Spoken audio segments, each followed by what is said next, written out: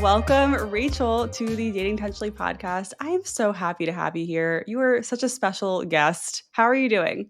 I am feeling buzzing to be here. I'm using the word buzzing because I've been watching a lot of Love Island, but I'm just so happy to be chatting with you today. This is a really special moment Yes. to share with you. Yes. And it's special because listeners, Rachel and I are best friends. We have been friends since the first grade, and we will get into the story. But speaking of stories, I want to jump right in and just have you talk a little bit about StoryTell and what is it and why you created it. Yeah, so StoryTell is a community that I've built right now in New York City, but who knows for the future. And StoryTell is a gathering built to help people feel less alone in their human experience through the art of personal storytelling. And what we do is we gather around a theme every time. Anywhere between 40 and 60 people are there. And you can choose to share a story or be more of a listener. It's very much like campfire story style. Unlike other storytelling experiences, we're not grading your story. We're not trying to make you the best storyteller possible. It's really about sharing your human experience, sharing from your heart, and being able to derive connection among our community through that. And I built it because it was really out of personal need. Like, I was in a stage in my life. I grew up in New Jersey with you and have lived really in New York City my entire adult life.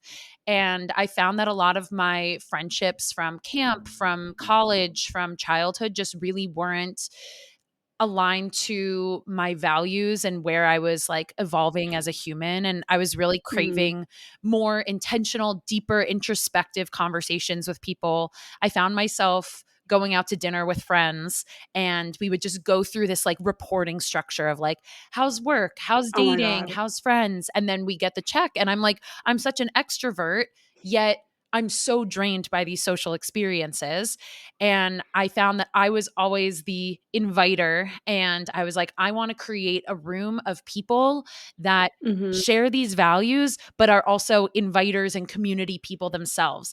And by building something that feels so self selecting, like people are opting into an experience that is this introspective and vulnerable and deep, it's attracting new Yeah. friends for me. And this is really my way of expanding my community and my friendships. And I'm so abundant in that now. Amazing. Yeah, it's seriously, I can't wait to finally attend one day, or maybe you'll just have to bring it to the Bay Area eventually. One of the two. When did you start it? 2 years I ago? started a year and a half ago. Oh, wow, okay, Yeah. and it's really grown. You sell out every single event Ooh, immediately. I mean, they're intimate. It's like, what, 20 people? 60. Oh, it's 60? Oh my Yeah. god. Yeah. Wow. So on an average night, how many people actually get up and tell a story? Maybe like 12 to 15. So people Mhm. can come in. I usually have like a prompt before you arrive where you can learn a little bit about kind of what we're going to be exploring that day. And I really like to pick themes that have duality to them so you can kind of interpret them however you want. And if Mhm. you come in feeling ripe and excited about sharing a story, then you can do one, you know, you can sign up right then and there. But a lot of people, once they start hearing other people's stories, they get more inspired or they feel more encouraged to share their own story. And so we have an opportunity for people to put their name in the hat midway. And so we get a lot more storytellers that way too. Amazing. I mean, what a gift. What a gem of an experience. I really hope that people listening, if you're in New York, you check it out. Okay. Well, we are going to get into a lot of topics today about making friends, building community, and listeners. This does not mean you have to go and build out a whole event with tickets and like structure and everything necessarily. Like you, on top of Storytell, every time I talk, I feel like every time I talk to you, like which is every day, it's like you have a new thing happening that night. It's like dumplings and what is it? What was it? Dumplings and Dumplings and conversation, discussions. dumplings and discussions. Then you have like what was it? The analog night or Yep. the Girl, like analog club, me and yeah. two friends once a month, we like gather to do any sort of like craft, and you can do whatever you want, but it can't be on a device, and we don't have to do the Yeah. same thing. But yeah. Yeah. And what I love about all these little, I don't wanna say framework, what would you call it? It's not 'cause it's not just hanging out, like, obviously you hang out with your friends too, but you have like a it's like Like a intentional directive. gathering. Yeah, Y it's an intentional gathering, Yeah. and I just also love that a lot of them are not alcohol focused, like, yesterday you told me you went to do an ice plunge at a spa, Yeah. like, or something, which is insane, or, like, an analog night. You have a lot of different things just, like, not alcohol focused too, and I wanna touch on that because I think so much socializing after college or even in college, honestly, is around alcohol, and it's like, one day you just we were talking about this the other day, like, you're just over it. Like, 100%. it's just I've been not over it. yeah, yeah, I've been really over it too. Okay, we got a lot of questions from my audience about building community, making friends, and I'm really excited to get your take. But before we jump in, let's just quickly touch on how we met because it is relevant to this It topic. is so So I relevant. will let you tell the story because Okay, you I tell it love to better. tell the story. Okay, so I moved to my hometown when I was in 1st grade, so all the kindergartners had already gotten to know each other, and I sit down in 1st grade, and I was wearing this denim dress with this little doggy on it, and I was so nervous. I had, like, a little bob You would haircut. remember what you wore. I I'm do. sorry to interrupt. You would I remember. do, and also my parents, like, documented every year with me, like, holding up my grades, so I always can remember what I wore with what grade I was in. But anyway, like, six-year-old me is, like, so nervous to be in a new school after just moving, and this little tomboy girl turns around and whispers to me, "Hey, kid, wanna be friends?" And from there, we were truly inseparable.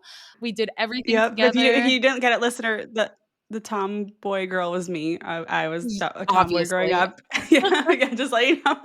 I just yeah, "Hey, kid, wanna be friends?" I do remember that moment, like, whispering that to you. I was crazy. I don't even know how I responded, but I'm sure I said yes because look at What are where you we gonna are say now. to a first grader? Like, Like, a first "Okay." grader just, like, giving you the once over and being like, "No." Right? Like, you were all I had at the time. And, yeah, so we were pretty inseparable through elementary school, did everything together. We played in each other's basements, we had lemonade stands, we did the invention convention together, like, our relationship was so crafty and playful and silly and, we played soccer together, just like true elementary schoolers, and then Yeah, you moved away. I moved. Yeah, and Yeah. when you're 10 years old and your best friend moves It's away 2000. and it's It's not 2000. yeah, it was, like, 2001. Yeah, Yeah. you don't have any way to communicate. Like, I remember, like, just getting email and, like, kind of emailing with friends, like, jokingly. Yeah, And, we I were mean, far from I guess that. AOL was a thing, but I think we were too, like, it wasn't 10-year-olds, like, weren't I wasn't on AOL, maybe other 10-year-olds were. I don't think it But, was, no. yeah, I wasn't using AIM and, like yeah, even in the time of AOL and AIM, we didn't find each other. We didn't find each other until Instagram age, and somehow Instagram like, I think I was, like, 24 we were, like, 24 or 25, and Instagram suggested one of us as, like, a contact or something, and we followed each other, started messaging, and then you invited me out to an alt-J listening party Uh-huh. in Brooklyn. And guys, I never really went to Brooklyn. I hiked for you. Whenever we talked on the phone, you're like the first thing you said, you're like, "You sound exactly the same." Aw. Yeah. Yeah, and so that was what, we were 25 and we've been best friends ever since, so we just, we had this gap of 15 years. And that's insane because you tell me a lot how you were, like, full of debauchery and you were, like, not a great friend in those 15 years, and, like, I have this hypothesis that, like, we wouldn't have been as close of friends now, or maybe our friendship would have fizzled if we had, like, been through that, like, transitioning period together. Who knows? But, yeah, Yeah. we I refound was, each like, other. too boy crazy. I mean, I had friends obviously in high school and middle school and stuff and college, but, like, I was just really boy Yeah. crazy, and I think especially in high school, I had a boyfriend and it was like that was my whole life. Yeah, So and I was, like, wholesome as fuck, and, like, I was, like, a little stoner kid and just trying to figure my shit out, but who knows, like, Yeah. yeah, now we travel the world together. Yeah, you're like my pseudo boyfriend or my real boyfriend. Don't tell Johnny, no. Um, I'm second in command, yeah, I know. no, what I want listeners to take away from the story is, like, I think what I did in 1st grade can truly work in a way, in a different form in our adult lives, like, approaching people and just being open and, like, being curious, It's the follow through, like, it's Yeah. acknowledging a spark or something that you desire in a friendship with somebody and pursuing that and going after that. And lucky for us, like we were in the same class. So, our parents probably caught on that we wanted to spend time with each other. We lived down the street from each other too. But I do that a lot in my adult life when I meet someone and I'm like, I need a piece of that in my life. Like, I want Mm, more of that energy. And that really fluctuates throughout my life. But when I'm like, yeah, I need more of that, I need to be really intentional about that follow through, about sharing with someone like what I loved about their energy, about their spirit, and coming up with plans, inviting them to something, like mhm. bringing them into my orbit and following through on that, like that's so critical Yeah. to the It's foundation of a friendship. we're gonna get into that. It's easier said than done. I think Yeah. that's a really important piece. The first question I have for you that I was thinking about before recording was like, what is the difference between making friends and building community? Yeah. So building community feels like there is more of this like serendipitous happenstance of crossing paths with people within your community at a given time. So I have built community to the point where tonight I'm going to a park hang with some friends, and like there are going to be other friends there that I didn't coordinate. I didn't invite them. I didn't reach out to them to ask if they were going. I'm just going to show up somewhere. And not only are like my friends from this corner of my life going to be there, but also other friends are going to be there. And the Mm, reality that I'm able to show up in a room and be around people that are like-minded in some way. I don't think that that means being like for like in terms of all of your, values and your lifestyle, but sharing a little dot on this map of your social life in which you want to share with that person or this group of people, and being able to show up in a space surrounded by that. right. That kinda reminds me of, like, the bouldering gym community, like, I think of what I had in Seattle, and it's like, you see the familiar faces and you can, like, make small talk and chat, and, like, you always know you're gonna see a familiar face there if you go enough, right? Like, you do park hangs enough and you have enough of, like, a network where like, you're gonna see people that you know are a friend of a friend because you just keep showing up consistently. Yeah, I even feel that way in the gym. Like, I don't have friends at the gym, but like there are consistent people and I know exactly where their spots are in the class. And there's a feeling of comfort, of this like shared human experience together. And that to me is community. Whereas making friends, I think, can have a lot of different layers. But to me, that feels a little bit more on a one-to-one basis, and the value that an individual is bringing to your life versus like the collective, which is That's community. a really I love that differentiation, and look, I mean, I think you'd agree, both are really important in our 100%. social hygiene, for our mental health, for just, like, being a person, Yeah, and there are so many different like rings. Tiers feels a little hierarchical, but there are different Yeah. rings to friendships and to community. And I think that having casual friendships, run ins, familiar faces can actually be just as impactful or important in someone's life than like those deep friendships and the people that you call up when you're going through it. Yeah, it's man, and we've really lost that, haven't we? Because we're all on our Yeah. phones, and it's like we're buried in our phones, we're all online. It's like a lot of that community has shifted online, like, you kinda know people, like, or you see what everyone's up to on Instagram, and it's, like, not the same, and it's not as healthy or, like, I don't Yeah. know. I think it's like, yeah, digitally driven, but I think it's also very much driven by, in my particular situation, living in a large city, I have an abundance of choice, and there is less likeliness of repetition of people showing up in the same place over and over again because I am always being pinged with distractions in my life. There's always a reason to not Mhm. show up to the thing again and again. And that abundance is debilitating sometimes and can really restrict people from building that consistent sense of community. Yeah. So, why do you think adults, like, past, in their late 20s, early 30s, and beyond are struggling so much with both making friends and building community? Other than the phone thing, which we just said.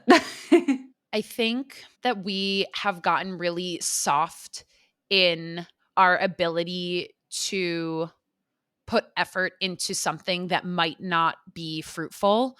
The internet, and yes, I know we just talked about kind of like the Yeah. the phone world, but just in general, the fact that I go on Netflix and it knows exactly what I want to watch, and I don't have to go through this friction of having to find what I'm looking for. I think Well, our aren't you lucky? Okay. well, I really No, only it's true though, watch, it's true like, though.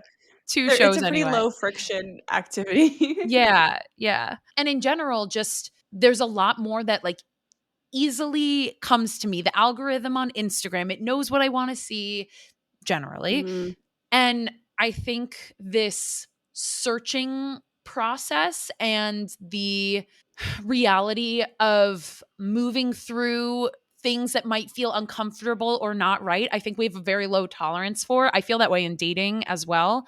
And also, what I said earlier around just this magnitude of choice. Like, I think back on our parents' generation and even Aziz Ansari's book, Modern Love, which is really around romantic love, but even thinking about platonic love, our grandparents dated the people that were in their proximity. They were in their neighborhood, or they were people that they crossed paths with at work or in their community. And I have this hyper abundance, and I'm continuously able to optimize and narrow in on what friend is the best friend for me. And if someone's not meeting mhm. my needs, I'm able to run away or move away from that. And that's a real luxury, but I think that's also restricting people from committing.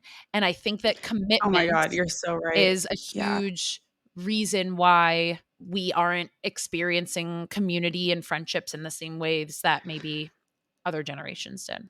Agree, and another thing I can think of is, like, you kinda touched on it earlier, it's like, we are so busy in our lives, I don't know what we're busy with, but we're so busy that it's hard to see friends more regularly than once a month sometimes, and it's like you have, like, your monthly hang, and that to me, I think is part of why it's so hard to build new, deeper friendships because you have, like, the friendships, like, even for us, like, older ones from college where you're just, like, hanging out all the time, Mhm. you know, there's a lot like, you're living in the on top of each other, you know, it's like it's so easy to hang out, but then as you grow up and as you move into your career or whatever, it's, like, harder and harder to have that regularity, and 100%. I'm learning this now because, you know, Johnny has this group of friends and we all live on the same street, and these are not necessarily people I would have gravitated towards on my own, but since we hang out twice a week, every week, I love them. Like, I've gotten to know them, but I don't know if I would have given them the same chance if it wasn't so easy, to your point, to hang out with them. Yeah, there's Easy because geographically, but also easy because 'cause they're great people. Like, they are truly wonderful people. Yeah, I mean, there's proximity bias is a huge factor Mm, for relationships and friendships. And I don't know, Harvard published that, with when you live within a mile or even half a mile of your friends, your happiness is exponentially higher.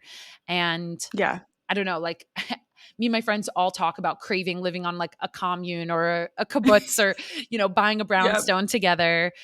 Hasn't happened, but it is the Well, dream. you're even friends with your neighbors. I mean, that's I feel like huge to that's me. really rare. Like, you go Yeah. out of your way I mean, maybe you've lucked out also with good neighbors who are open and friendly too, but, like and also somewhat in your age range? I don't know how old your neighbors are. I They assume they're, like, really in their also vary. Like, they really vary. Yeah. there's new parents probably in their mid-30s, there's Mhm. someone that's exactly my age, a guy in his 40s, and then another guy that's, like, in his 60s. So, it Sure. really runs the gamut, and Yeah. it's interesting because you call them my friends, and I don't know if there's, like, a word that I have in my vocabulary right now that's somewhere in between an acquaintance and a friend, but there's someone that I'm, like, seeing consistently. I feel a sense of safety around. I know what's going on in their world. I care about them. I don't know if I would call them a friend. Some of them, Right, definitely. but there's still a sense of safety and security with that. Like, it's great. I think it's rare. I think it's really rare. Yeah, and, like, Yeah. similar, like, to what I was saying about building community, it's like the happenstance of just passing by these people and having a friendly face and just feeling less alone. I live alone in New York City, a city that can really perpetuate loneliness because you're constantly surrounded by people, yet feeling connection so rarely. Or, Mhm. like my neighbors are my emergency contacts. They're who I reach out to when I'm like, "Oh, there's a cockroach, I need help," or "Do you have any eggs?" And Oh just my that, like, god. micro connection of coexisting around people. There was, like, an earthquake here a few months ago, and I remember I Yeah. went out on my deck and, like, all these people were, like, opening their windows, and they were like, "Was this an earthquake?" And that was just, like, a moment of connectedness, and I was like, "Oh my gosh, I feel," obviously, it's like, call my mom, like, "Mom, I need help," but, like, Yeah. these people around me are like the mothers of my community, of my little enclave of Yeah. Brooklyn that I live in, and that's so special. Right. Yeah, I really I love your attitude and your perspective on this. I feel like that's just not how a lot of people think about the people who are in their immediate kind of around them when it comes to work and also where they live. Always just, like, Yeah. constantly surprised because some people might not say hi to you. They might give you the cold shoulder as they're walking by. But the second that you open up conversation with them, 80 to 90% of the time, I'm met with, like, "Oh, I'm so glad that you reached out," or I'm met with this, like, energy of, Mhm. like, "Yes, I'm so excited to make this connection with you right now." Even if it's a micro connection and just passing by, "Oh, you dropped your pacifier on the sidewalk," Mhm. or, "Oh, which way is this street?" The second people take their headphones off, like, there is this element of energy and connection between people, and they're like, "Yes, Yeah. I want this too." So one question that came up a lot when I asked my audience about what they want to hear from me about, this one was the most common one. It's where do you start? How do you find people you gel with? Because I think some people will kind of wake up one day and be like, "Wait a minute. I don't really have, like, close friends nearby. All my friends are in my hometown or, like, they moved away." And it's like, "Okay, where do I start from square one?" Yeah. So it's crazy because for me, I need to think back on, like, what was my life like before this, like, community abundance. And luckily, I have a younger sister that I think is going through a lot of, like, friendship shedding and friendship breakups and things like that. So I'm able to feel connected to what that experience was like. And I think this happens, like, in your late 20s and early 30s, just, like, kind of taking stock and reevaluating. That could be triggered by a move or a relationship, or, really just a transition Gr in values.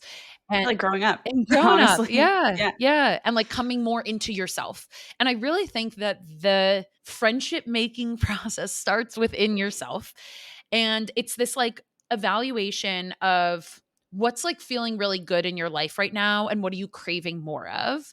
And I think, like, identifying what's, like, the problem to solve here. It's not just like, "Oh, I want friends." It's, I want friends to go out with, or I want friends to build deeper connection with, or maybe I want friends to share in a certain hobby with. And those kind of spawn different paths for, friendship building tactic I would start I with. wait, I just wanna pause there because like, I love that's such good advice to just really dial in, like we talk about with dating all the time. What do you need?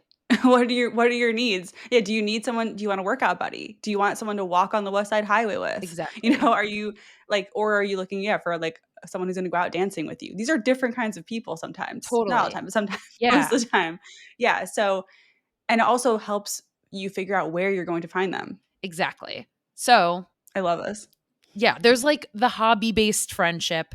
There's, like, the emotional intimacy based friendship, which typically comes with time. And yeah, maybe, like, a little bit more of, like, a values adjacent friendship, which could be a combination of the two. I'm kind of riffing here. Maybe there's more than those buckets, but those three feel the most pertinent to me right now in my life. I've always been an inviter, and I found that I was attracting people that weren't inviters. I was Oh, yeah. constantly bringing people to picnics or inviting people over, and they were, like, the participant type of people. And I was really, like, frustrated with that because I was like, why am I giving so much of myself to my friends, but all they do is show up?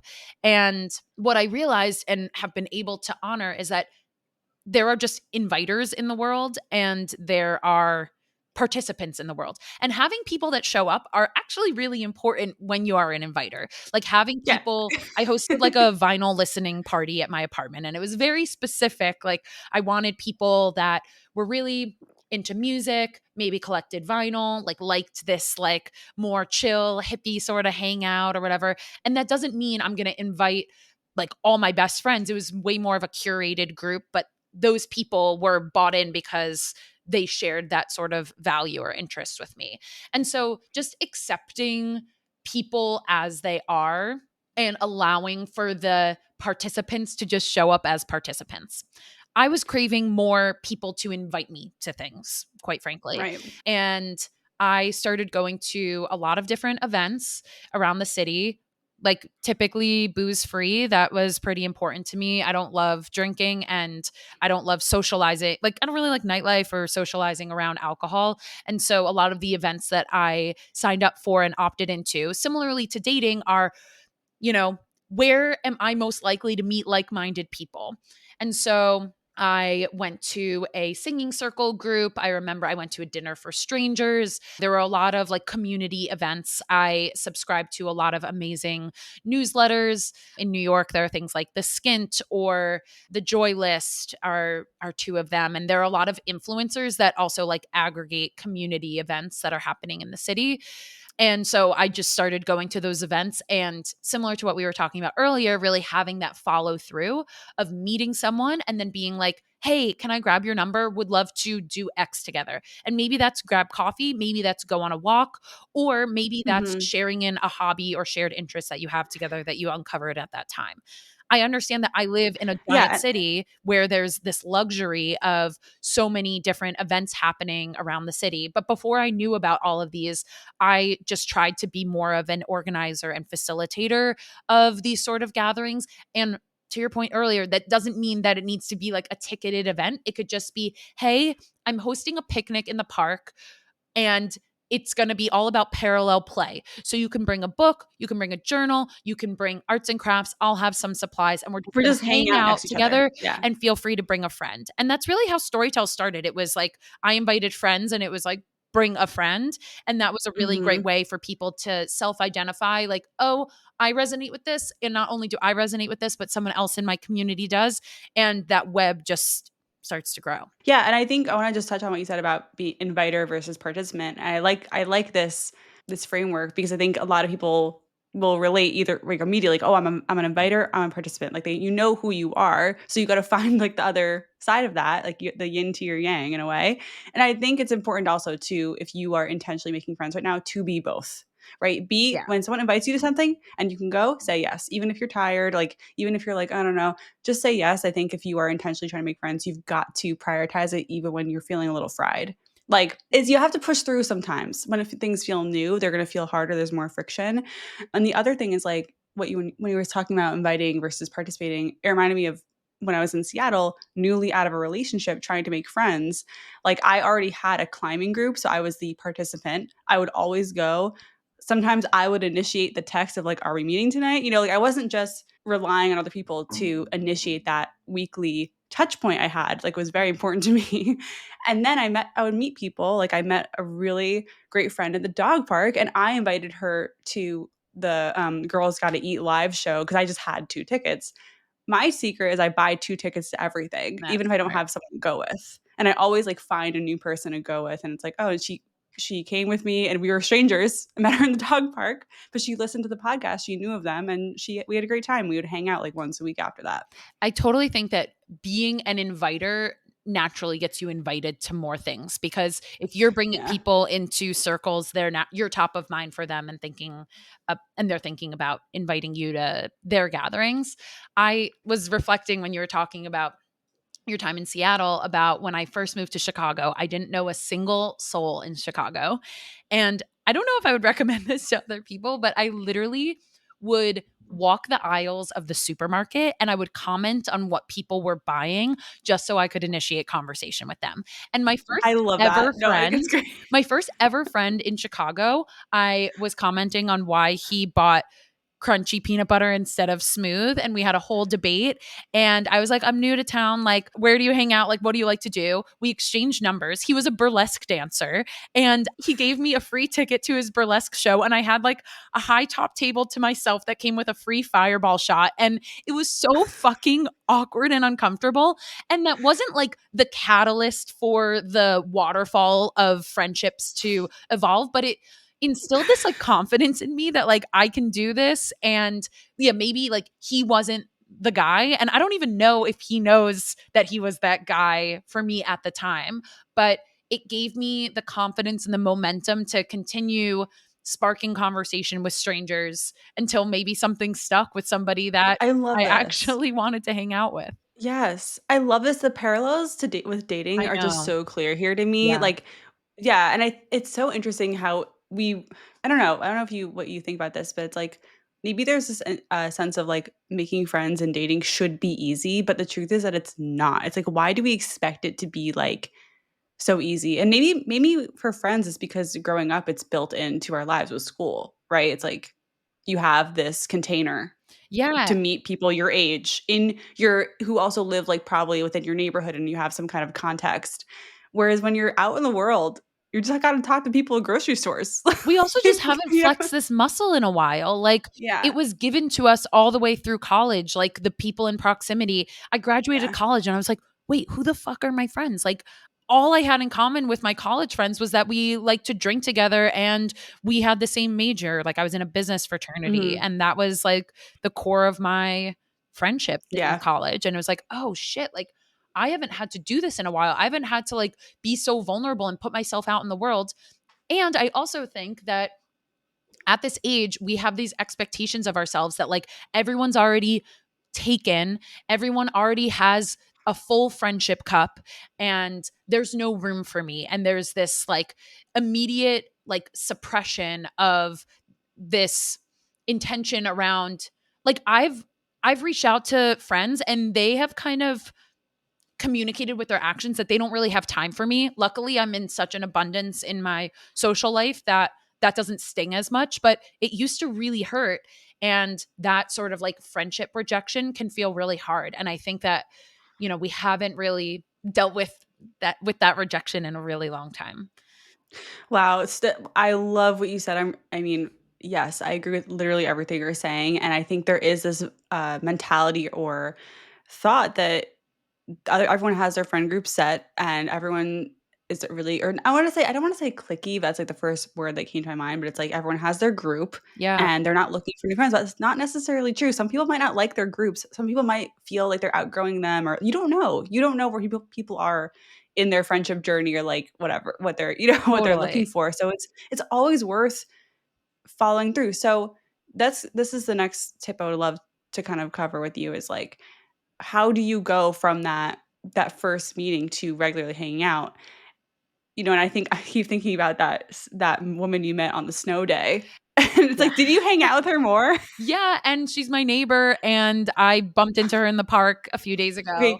can you tell the brief story of the snow day woman who Yes. who that's if I ever meet her, that's her name Yep. just in my mind. Angie. Yes, she's amazing. So, it was like the one day in New York this winter that we had like a fresh powder day on a Saturday, and I woke up and I was like, I need to be the first person to step in a plot of snow. Like, I can't let the kids all trudge through it and make it muddy by the time I get to it. And so it was like 8:30 in the morning, and I put on my snow pants and I was walking through the park just listening to my own music and just wanting to like be in my own zone. And there was this girl that was sitting on a rock with her dog just like admiring the snow. And as I walked by, I was like, "Oh my god, they look so cute together." And I was like, I have a crossroads and a moment right here where I get to choose, do I want to engage or do I want to just like continue going down my path? And I decided to double back and I was like, "Hey, you guys look so cute right now. Can I take a picture of you?" And she was like, "Oh my gosh, that's so nice. I would love that." I took a few pictures of them and her and her dog, and then we got to With her chatting phone, with her phone. right? Yeah. Yeah, Yeah. yeah. But this is a really good like, I love this. This is something that is repeatable. Like, you can, replicate this. Like, asking to Totally. take s telling someone, "You look really cute right now. Can I take your picture?" is a great idea. Like, I did that at the Grand Canyon. There was a couple sitting on a rock, and I was like, "You guys look amazing." We were kind of far away, so I took a picture and I airdropped it to them. Yes. Like, Yeah. Yeah, Go ahead. it's such a great inroad. Other, ways that probably would have sparked a similar conversation was like commenting on the snow or like complimenting someone or whatever it is to just like get someone out of autopilot and into this like stage of connection. And Mm. so we got to talking and I was thinking that it was just gonna you start to see like the conversation kind of taper off and be like, well, okay, it was really nice. And I expected that to happen, but then we were like, well, we're walking in the same direction. You want to walk together? And then we're like, okay, well, do you want to make a snowman together? And then, okay, do you want to go sledding? And then, okay, do you want to get hot apple cider? And like we were able to like grow together through that moment and just share in this little silly snow globe of a moment. And now we are friends with each other. She lives down the street from me, and I bumped into her at 8:30 in the morning in the park because we both live within walking distance of that park. So Right. that proximity Right. is great. And I know what she's about. Like I was able to kind of decipher and learn about her values through spending time together. Like she's very silly and playful and, really connected to nature. And so when I'm hosting or being invited to activities that are aligned to those things, I hit her up and Mhm. we hang out. That's amazing. I feel like there's yeah, there you touch on a really important moment like when you first interact with someone that you like think like the conversation tapers off and you assume they're busy, they've got to get going, don't have time for this. But it's like when you remain open and don't take and obviously if they are busy and they do have to like get going, there's like don't take it personally. If you can just remain open, you never know where that maybe they're not in a rush. Maybe they do want to like interact with you more and they're enjoying the conversation. It's like assume people are delighted by your presence unless they're Right. physically showing signs that they're not, Yeah. like And then let yeah, that go. Let that and go. then let it go. Yeah, exactly. I asked her when we were like having our first conversation. I was like, "Oh, where do you like to hang out around town?" Like she was like, "Oh, I live 2 blocks from you." I was like, "Oh, cool. Where do you like to spend time?" And she would say like, "Oh, the yoga studio or this cafe." And that also gave us something like local to talk Right. about. And so if the conversation ended there and I did want to like maintain and pursue a friendship with her, I'd be able to say, "Oh, well, let's go to this coffee shop sometime or let's go to that yoga studio sometime together." And I think being a really active listener in those moments and like picking up on cues, this is like ringing Sims to me so hard. I like in Sims 4, the Sims like learn about each other and then they're able to connect over like shared experiences and like, oh God, it's so bad that I'm I making a Sims reference right I now. always forget that you play Sims. Well, it makes Like, my when does she have computer time to blow do up, this? but Yeah. I do. Yeah, it's just funny. Like, even in The Sims, basically as you're talking to somebody, you start to collect these little tiles of what that person's values are. And then when you have conversation with them in Simville, you're able to have more targeted conversation with them because you've uncovered those shared values. And so by asking questions, by being a thoughtful question asker, and by being a really active listener, you're able to suggest follow-up plans that are of interest to that person, as opposed to like, oh, let's just grab coffee. It's like, oh, what do we share? What could we want to do together that maybe we want to co-pilot on? Yes, Copilot. I mean, I think yeah, another thing you would just mention is asking thoughtful questions. I think we struggle with going from that breaking that barrier from the what do you do? Where do you live? Blah, blah, blah. Like the things that I think are important details because they add context, but like are not those are not the conversations that make you feel close to someone. It's like how do you break that barrier? And we've traveled together. I've seen you in action. Like you will just go for the deep question Yeah. right away. And I'm in my body, I'm like, I could never like I'm a pretty I like can make friends too and stuff. Like you have a very, very, very direct approach. So it's like, what's the middle ground of like, okay, you're not used like what's a easy mode starter question? Like you could Yeah. ask or an example of that. So I have two suggestions. So sometimes when people ask, what do you do? I say for work or for fun, because I like to let people like have the option to not talk about work. And especially in urban metropolitan areas, work is like the first thing that people ask about. And so I really like to give people the option to talk about things other than work. Also, I think like a very easy starter question is like, what's bringing you joy lately? Or what is like lighting you up lately? And that gives people the opportunity to talk about something that they're passionate about. And if you're also passionate about that, great. But if not, you get to learn something.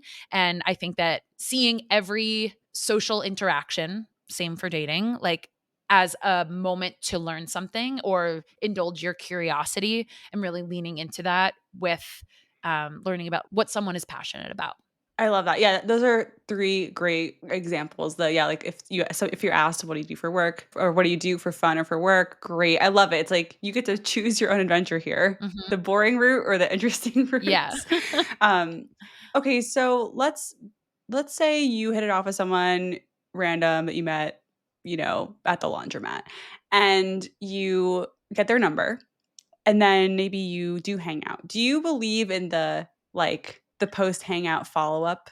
Because I feel like my friend and I were talking about this, like, we always text each other after hanging out about how fun it was.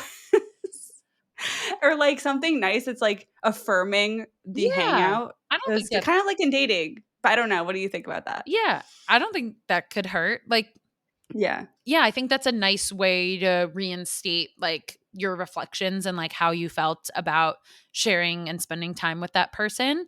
And it's probably like a really passive way of sharing, like, yeah, I'd love to do this again. But you could also be direct about that and be like, let's get another date on the calendar. These are the dates I'm Yeah. free, and not leaving it completely open ended up to the other person. There is a moment, I believe, though, where if you're putting in all of the energy and the effort, and you're feeling like minimal return, that's a moment of inflection for you to evaluate, if your needs are being met or if you're just kind of carrying the team. Yeah, I've been there, and I definitely tend to drop those really early, like, if I can tell that I'm the one who is, like, consistently reaching out and, like, engaging, but they don't engage back. It's just, like, I don't know. I think with friendships, I'm really, like, I want the reciprocation. I remember when we first started talking again in our 20s, you were the inviter, and I definitely took note of that. I'm like, "Okay, like, I want to match that energy because I'm aware of this." It's like, you gotta be aware. You gotta make sure you're not the one-sided person too, right? If someone is hitting you up and you do wanna be friends with them, show up, Yes. respond to their And texts, that doesn't like, make necessarily plans with them. mean that you need to be as invitee as the inviter, but Yeah. I do think that committing, showing up, sharing like gratitude for being invited to things, excitement Yeah, about right. being invited to things, and also something as simple as like, hey, do you want to do this again? And then saying, yes, here are the dates I'm free. So you're actually giving someone the opportunity to get something on the calendar and get the friendship rolling. Totally. So, I would love to hear a little more about these like gatherings you host. I do think that you get ahead in this, like you actually make more progress in making friends if you are the inviter at first. How did you come up with these like what do we call them, intentional hangouts? Like Yeah. how did you come up with vinyl night? How did you come, and then all that stuff? I don't know. I think about like, what am I doing alone that I'd rather do with other people? And like, where do I want to invest in my own life? And where could friends fit into that? For example, I really like workout accountability buddies.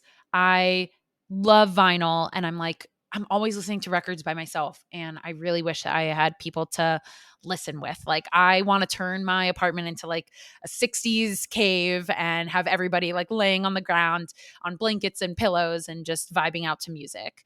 And I was like, if these experiences don't exist in my life, then I create them and I build them. And so, yeah, that it really comes from an intrinsic desire. But here's like the opposite of that. I had all my friends over for that vinyl night, and most of them live in the neighborhood. And we all were talking about how we live so close and that we should send an emoji anytime that we're on a walk in the park. And that could indicate to the group, like, hey, I'm in the park, come meet with me if you want. And so I was like, okay, this is a cool idea. And I started thinking to myself, like, actually, no, the park is like my sacred time. And this is my time that I want for myself. And so that was a Mhm. moment that I was like trying to build structure around like gathering or serendipitous connection in the park. But I was like, that's actually not an area that I'm wanting to infuse socialization or like camaraderie into. Like, I'm really happy that that's like my space and my time. And so I think taking stock of your life and feeling like, okay, like what areas of my life do I want to invest more in? For example, I was like, I really want to write more, and I'm not really doing that on my own. And I love the idea of like going to a cafe with somebody and writing with them. I remember And we tried to do this in Mexico City and we did not. We just talked. yeah, I don't shut up when I'm around you. Yeah, no. But yeah, I totally remember that too. So I have like two friends in my life who I know like to write, and I could easily reach out to them and say, "Hey, do you want to do a coffee shop hangout and write together?" But let's say I like didn't know that these friends like to write. I would kind of just like speak it into existence, and I'd be like, "Yeah, like I am like really craving like writing with people in a cafe that feels like right for me." And sometimes people will be like, "Oh yeah, that sounds really cool. Like I would love to do that too." Or oh yeah, that's really cool. Sarah does that. You should talk to her. And so speaking your desires and your needs into Mm, existence, even if you don't have those people in your life that are go-tos for that certain hobby or activity. Honestly, some people will like opt into things just because they're new and exciting and they want to like experience something different and they want to be invited to right, something. right. I'd also wanna touch on that you can find some of these things that already exist, like, there's a meetup locally here in the Bay Area called Shut Up and Write. I'm sure they have other Shut Up and Write things around, but, like, I haven't been to one yet, but it's like there you can sometimes find the thing you're looking for if it already exists on Meetup or on other like Eventbrite or something like that, like, they're there. They are there for some and then or you create them, like you said. Yeah. Yeah. It's a little bit more of a crapshoot, I think, with Meetup or something, Yeah, when yeah. You never know who's gonna be there, and yeah, it's like sometimes complete it's a little strangers. whack. Yeah. But so I like to believe that my friends and the people that I've invested time in cultivating relationship with and sharing values, like they might not be a writer, but they could be like, oh yeah, I've been wanting to go to a cafe to work on my resume or to apply to jobs or whatever it is. So it could just be like that coexistence and that accountability, even if somebody maybe just wants to experience that moment differently. Love it. I mean, we've covered a lot. I do wanna ask one question that I thought of just while we were talking, because like, you are single right now, Yes. right? Okay. Mhm. I'm like, did anything change over there? Nope. You would You're know. single. Yeah, no.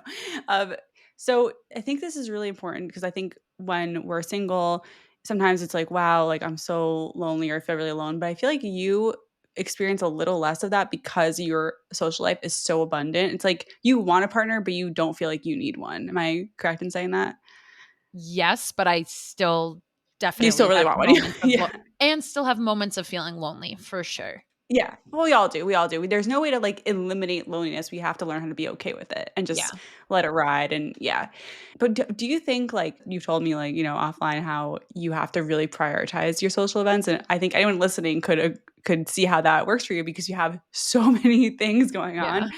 So what do you think is gonna change when you do meet someone? Like, what do you think about that ever? Yeah, I think if my again, like starting from the very beginning of this conversation about like taking stock in terms of what you want in your life, if what I'm pursuing or craving and wanting is romantic partnership and I have that in front of me, then naturally some of the other things are going to take on less of a priority. And I think that having consistency in social gatherings is really important, but also being able to let go of things and being like, hey, me and my friends do this analog club. And I'm like, I don't really want to sit inside and do arts and crafts in the middle of the summer. I want to play outside. So we're like Mhm. foregoing it over the summer and we're going to revisit in September. And I hope that my future partner is someone that I can kind of integrate into my social life in this way, but also we're going to have to co-build together, and naturally there will be trade-offs, and things will naturally become less important in my life Right. when that comes into my life. Hearing you talk about this makes me realize, like, I think I had kind of the opposite in a way. Like, I had Mm, obviously had friends in social life before I met Johnny because I wasn't even though I dated a lot, like, I still saw my friends every single week. Like, I made time for both. But now that I'm with Johnny, like, I feel like I have more friends because he came with a friend group that I'm yeah. now in. And it's like we have the weekly girls' night, we have the weekly dinner, and then we see each other on weekends usually. Like, we're planning a drive out to a distillery or something, which unfortunately this group is very alcohol focused, but it's okay. Like it's, that's I kind of just don't participate in that part. But like I do love being able to watch Bachelor with a group of girls every week or whatever. We're in the off season, so last week we watched Shrek, and my friend like literally she made a cocktail called Shrek's Piss, which was green, and That's awesome. she put out like Funyuns and like edamame and guacamole, like all these green All green foods. foods. I love Yeah, that. yeah. But like even that, it's like that's a little event. That's like a little, intentional hang where we It's had like a little green foods and ritual. watched Shrek. Yeah, like Yeah. Yeah, it's um adorable. But yeah, I think that sometimes in relationships, it's like a blending of social lives, or maybe someone has more of a like full social calendar than the other person. And I hope to have my own independent friends and independence, within my yeah. partnership, whether, of course, that person is maybe spending time in my social circles, but also I have my own things. I keep my analog Yeah. night with my girls, and We'll still um, do our trips I mean, without forever, them.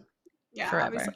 Wow, Rachel, this conversation has been so enlightening and so refreshing. I love that we can like talk about friendship and on a dating podcast because it's so important. It's like we can't have all our needs met by our partner. We need friends in our lives to meet other emotional needs. And it's like I love this so much. So thank you. Where can we find you? Where can we find Storytell?